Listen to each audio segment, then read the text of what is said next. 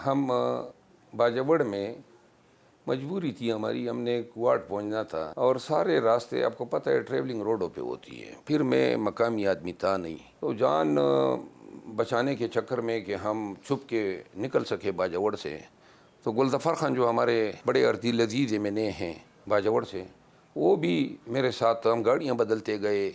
تو ایک گاڑی میں ٹریول کرتے کرتے پیچھے پولیس کر رہی تھی اور آگے سے بھی گاڑی آتی تھی، اس سے بھی ہمیں اندیشہ ہوتا تھا کہیں پولیس کی گاڑی نہ نکلے، اور پیچھے والی لائٹ کیونکہ اندھیرا تھا.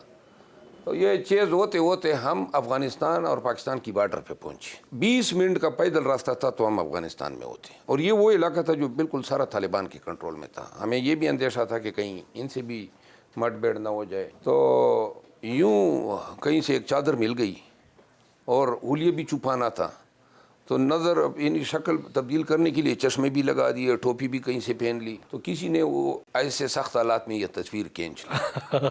آپ کو آپ کے قائد کی کس خوبی نے سب سے زیادہ متاثر کیا؟ جو میرا قائد ہیں ان سے مئی 2022 میں ملاقات ہوئی، تو چونکہ میری کرمنل پریکٹس بہت اچھی ہے اور ان پہ فوجداری مقدمات بننا شروع ہوئے تھے، تو میں ان کی لیگل ٹیم کا حصہ بنا. جتنا جو ہے ان کے ساتھ انٹریکشن ہوتا گیا تو تب مجھے ان کے خواص کا پتہ چلا کہ یہ پنجگانہ نمازی ہے. اور میں نے ہمیشہ ہماری بات چیت تہجد کے وقت ہوا کرتی تھی، کیونکہ یہ تہجد کی نماز پڑھتا تھا. اس میں انٹیلیجنس کی ذہانت، متانت، اور جو دو خوبیاں ہم میں کامن ہے، وہ ایگریسو رہتا ہے، وہ ناک پہ مکھی بیٹھنے نہیں دیتا ہے. اور دوسری جو خوبی ہیں وہ یہ ہیں کہ خان صاحب جو ہیں وہ اس کو بندوں کی پرکھ بہت زیادہ ہے. اب پہلے نہیں تھی. ایک دفعہ عدالت میں نے ان سے پوچھا، میں نے کہا عدالت میں اس وقت وہ گرفتار نہیں ہوئے تھے، تو میں نے کہا جناب کچھ تکلیف، ہم 8 گھنٹے عدالت میں ہوتے تھے، تو میں نے کہا کچھ سیکھا، کچھ آپ کو کچھ چینج آئی؟ اس نے کہا جو 70 سال میں جو گزری ہے نا، اور اس 1 سال نے ہماری آنکھیں کھول دی ہے، زندگی کا یہ رخ تصور بھی نہیں کیا تھا.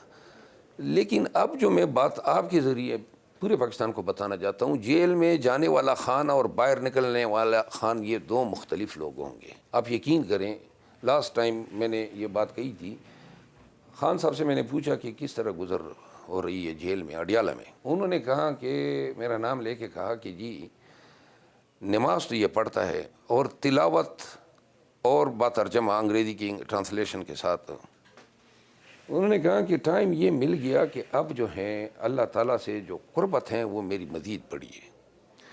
ان کا یہ مذہبی رخ بہت کم لوگ جانتے ہیں. تو خان جو ہیں اب وہ ٹوٹلی ڈیفرنٹ ہے. انتہائی اس کی سوچ میں ان تلخیوں نے ایسی حقیقت بھر دی ہے کہ یہ جب بھی باہر آئے گا، پی ٹی آئی کے لیے بھی ایک ڈیفرنٹ لیڈر ہیں اور پاکستان کے لیے بھی ایک مختلف لیڈر ہیں. کیا یہ سچ ہے کہ خان صاحب جیل میں بڑی لگژری قسم کی لائف گزار رہے ہیں؟ جیل مینیول جنہوں نے پڑھا ہے، وہاں ایک رول ہے، کوئی بھی اولاتی یا قیدی اپنے خرچے پہ گوشت بھی خرید سکتا ہے، دودھ بھی خرید سکتا ہے، فروٹ بھی خرید سکتا ہے. یہ ہر پاکستانی کر سکتا ہے. ہم نے 87,000 روپے ان کے لیے اٹک جیل میں جمع کیے تھے. پھر جب یہاں ابتدا میں 30,000 جمع کیے، پھر بقایا جو ضرورت ہوتی ہے. ایک تو اور وہ بھی وہ آئٹمز آپ لے سکتے ہیں جو مینیول میں لکھے گئے ہیں، سبزی ہیں، گوشت ہیں، دہی ہے. خان دہی کا شوقین ہے تو شاد، تو لہٰذا یہ مرغ مسلم، یہ اتنے دیکھیں وہ نہ مطلب یہ ہے کہ ایسی خوراکوں کی اجازت ہیں جن کی تشہیر کی جا رہی ہے. جو لمیٹڈ ڈسکرائبڈ فوڈ آئٹمز ہیں یا میلز ہیں، وہ ہم اپنے پیسے دے کے خرید کے اسٹیٹ کو دیتے ہیں، جیل کو دیتے ہیں، حکومت کو دیتے ہیں، اور ان سے ہم اپنی، اور وہ جیل سپرڈنٹ کی ذمہ داری ہے کہ وہ اپنے سیکیورٹی میں خود اس کو بائی کریں اور پکائیں. خان کے قید و بند کی جو صعوبتیں اگر میں نے آپ کو بتا دی کہ کن کن حالات سے وہ گزرا ہے، تو رونگٹے کھڑے ہو جائے پاکستانیوں کے. ابتدائی 2 راتیں اس نے بالکل جب اٹک جیل میں لے کے گئے نا، تو نہ تکیہ تھا، نہ کوئی میٹرس تھی، ننگی زمین پہ ان کو سلایا گیا. کیڑے مکوڑے اتنے تھے. خود اگلے دن میں ملا تو وہ اس نے کہا کہ ساری رات کیڑے مکوڑے مچھر، بلب جو تھا وہ قصداً جو ہیں 1 ہفتہ تک اس سیل میں جلائے رکھا گیا تاکہ وہ، کیونکہ آدمی جو ہے سوتے وقت بلب آف کرنا چاہتا ہے. باتھ روم کی حالت گئی گزری تھی. تو خان نے نہ ان کو شیو، یعنی ابتدا میں جو داڑھی کے وہ کی بات ہوئی تھی نا، وہ کوئی شیشہ ہی نہیں تھا جس سے وہ شیو کرتا. یہ انتہائی غیر انسانی رویہ تھا. 1 ہفتے تک انہوں نے برداشت کیا. وہ جو جاگنگ مشین ہے کہتے ہیں وہ بھی بڑی مہنگی ہے اور وہ سرکار نے ان کو لے کے دی ہے، اور پھر رہنے کے لیے اب 8 کمرے سراؤنڈنگ کے خالی کروا دیے گئے ہیں. وہ میں نے کیس کیا تھا. سرکار جو ہے، اب کیا کہوں میں آپ کو، یہ جو مشینیں ہیں ٹریڈ مل، اس کے لیے ہم نے ریٹ کی تھی. اس میں ایک یہ بھی ہم نے پریئر مانگی تھی.